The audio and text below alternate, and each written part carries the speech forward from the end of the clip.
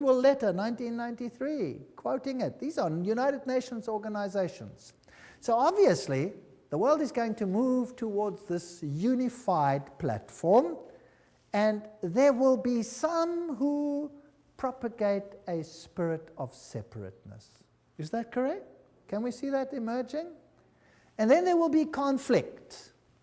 And Robert Miller says that those who do not want to go along with this will sooner or later come to regret it. So obviously we're heading for a clash. Thus the expressed aims and efforts of the United Nations will be eventually brought to function, and a new church of God gathered out of all the religions and spiritual groups. Wow. A new church of God. I don't want to be part of that new church of God. I find it nauseating. Miller also said, we must hope also that the Pope will come before the year 2000 to the United Nations, speak for all the religions and spiritualities on this planet, and give the world the religious view of how the third millennium should be a spiritual millennium, a millennium which will see the integration and harmony of humanity. Who must be the spokesman for this new world religion? The Pope.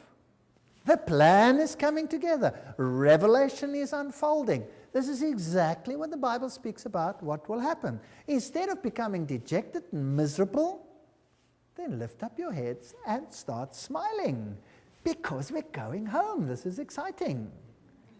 The world's major religions must speed up dramatically their ecumenical movement and recognize the unity of their objectives and diversity of their cults. Religions must actively cooperate to bring to unprecedented heights a better understanding of the mysteries of life and of our place in the universe. My religion, right or wrong, and my nation, right or wrong, must be abandoned forever in the planetary age. You're not allowed to say Jesus is the only way. It must be abandoned forever. I'm sorry, I will not abandon it. I refuse. And then we had this wonderful meeting. The Pope actually did appear before the United Nations. And then they came together in this massive rehearsal at the United Nations, where they formed this new ecumenical initiative funded by Ted Turner. And the whole world is gathering into one new religious pot under the United Nations. And I saw one of the heads, as it were, wounded to death, and his deadly wound was healed, and all the world wandered after the beast. Revelation 13:3. Joshua 24:15. And if it seems evil unto you to serve the Lord, choose you this day whom you will serve, whether the gods which your forefathers served that were on the other side of the flood, or the gods of the Amorites in whose land you dwell. But as for me and my house, we will serve the Lord. That's the decisions we have to make. Those are the issues before us. And the sad thing is, I'm not making this up. I'm just reading it off the screen. I'm really not making this up. I wish I was, but I'm not. So we are actually facing a crisis situation. But in the lectures that are now coming, we will have to look at the other side of the coin. We've had enough of this side of the coin, don't you think? I'm sick to death of it already. Now let's have a look whether God has an answer to what Satan is planning. Now I had handed out another little card over here, and I've got a question on there. I'm beginning to see that the battle is not really political.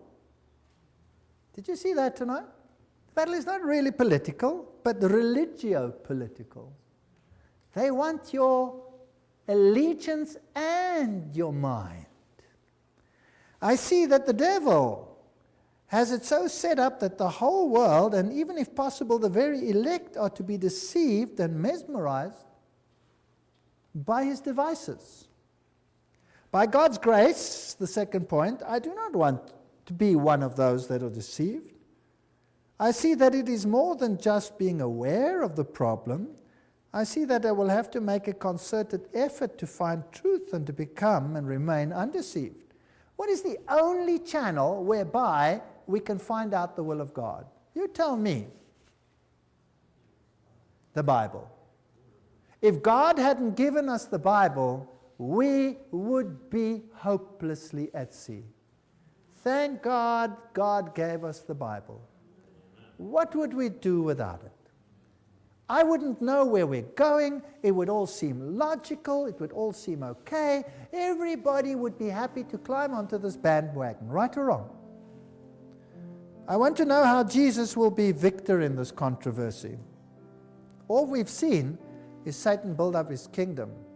And that's exactly what the book of Revelation is about. I'm interested in learning more and to plan to attend the next lectures, because this is where the counter plan of God will start to be discussed. We're now going to go back to the Bible, and we're going to find out what God has in store for us. But if I could just be so daring as to ask, just show me your hands if you want to. Who sees that Jesus is being eradicated from the world plan? Who sees it? Wow, so there's a total onslaught on Jesus Christ. And we are just caught in the battle. Isn't that right? We're just caught in the battle. So what hope have we got of changing the status quo? None. None. If you think you can change this, forget it.